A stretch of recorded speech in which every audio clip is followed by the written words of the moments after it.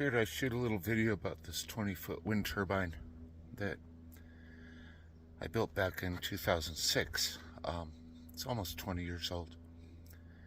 It's running pretty well. There's very little perceptible wind this morning, but I'll go through the machine a little bit and talk about it.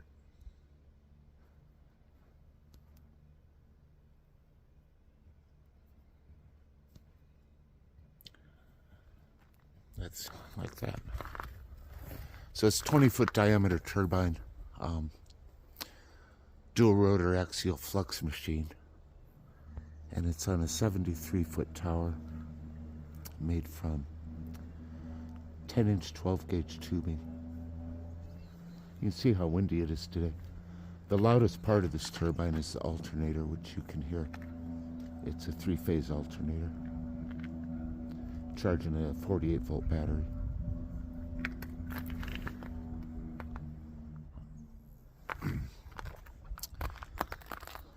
The tower's pretty well above the trees, about 20 feet above any trees around here. It'd be nice if it was taller. We'd get a lot more energy.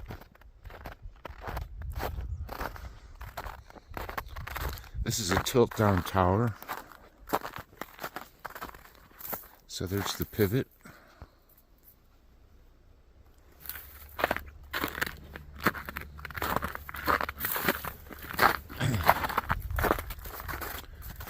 And the pivot of the tower just sits on a concrete pad that we poured. And this is the gym pole for the tower, which is the lever by which the tower can tip down. And at the end of the gym pole,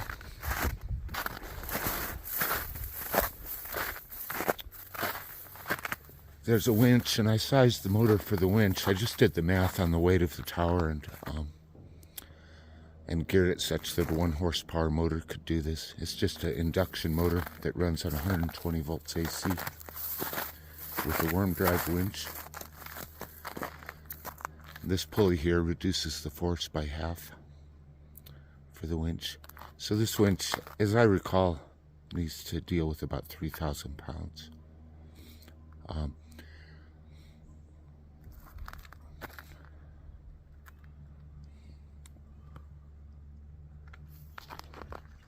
And beneath this winch, it's welded to a old World War II 10 kilowatt generator that I buried about 4 feet deep and poured a couple yards of concrete on it. It's overkill.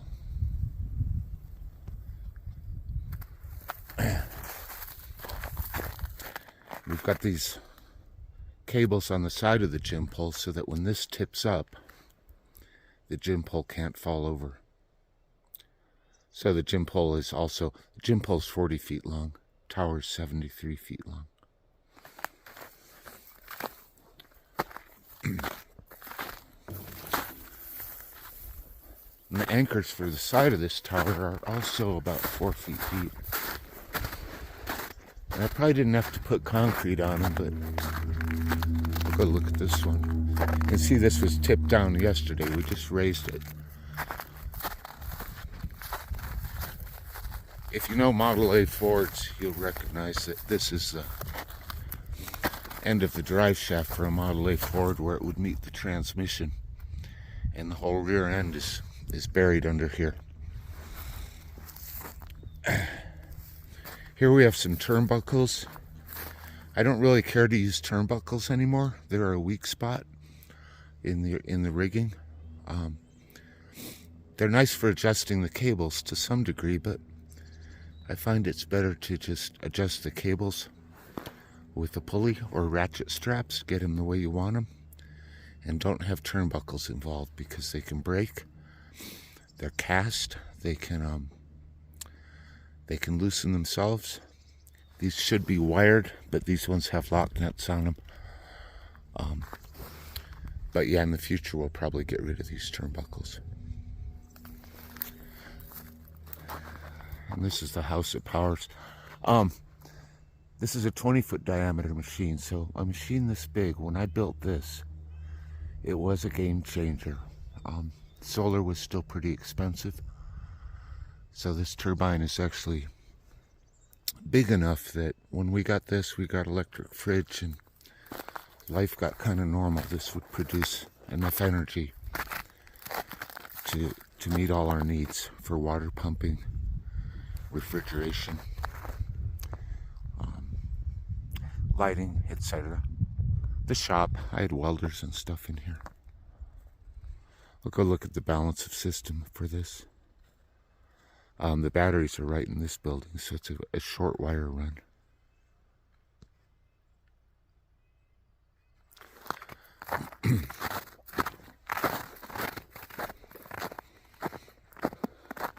Power system is in this building.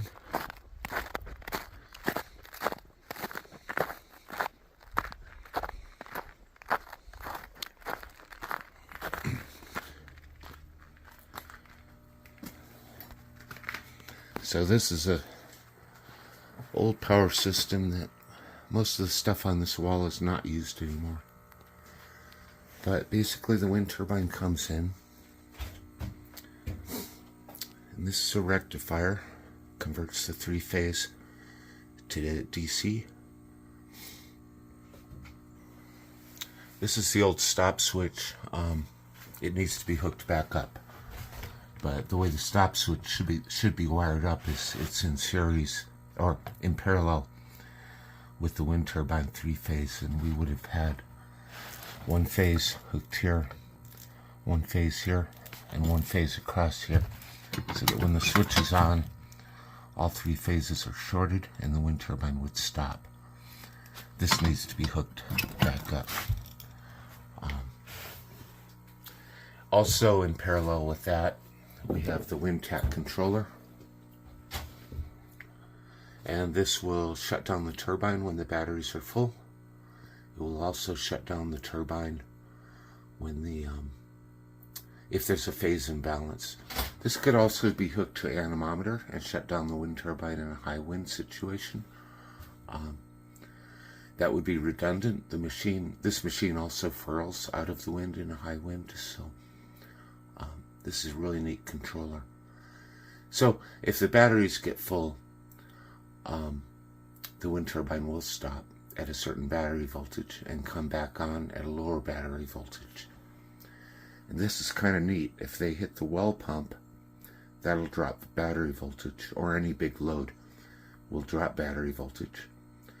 And in that condition, the wind turbine could come on and only run when that load is on, and run long enough to refill the battery, and then it would shut down again. Or if say it's a sunny day and the batteries are charging and the voltage is good, the wind turbine will shut down. But if the clouds come over and the voltage drops, the wind turbine might come on until the clouds go away and the solar takes over. Wind turbine shuts off again. So this controller saves a ton of wear and tear on wind turbines. I like having these on all systems now.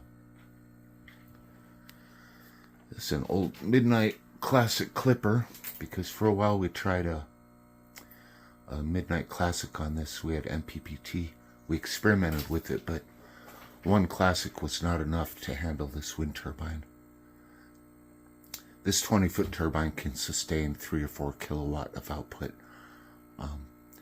which doesn't seem like a lot for a 20-foot diameter machine, but what's cool about a 20-foot diameter machine, it doesn't have to produce a lot in high wind. What it does a really good job of is producing good power now in practically no wind.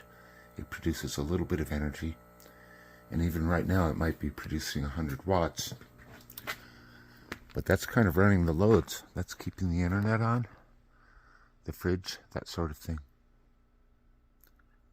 The wind is pretty much stopped now.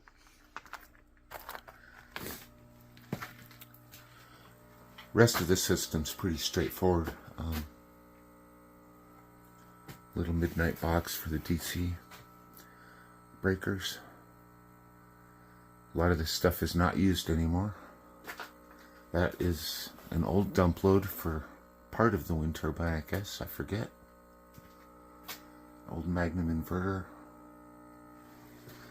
Midnight Classic for the solar. A Dead Trace 5548 inverter.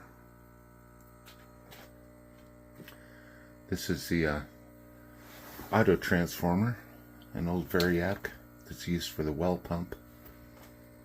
That turns the Variac on and off. Not the most ideal way to run a well pump, but it works.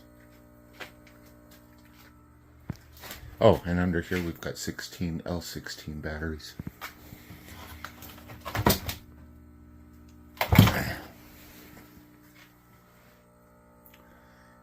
Anyhow, how that keeps this place going pretty reliably. On the south side of the shop now, this is a new addition. This place used to be pretty much totally wind powered, but recently they added a few kilowatt of solar.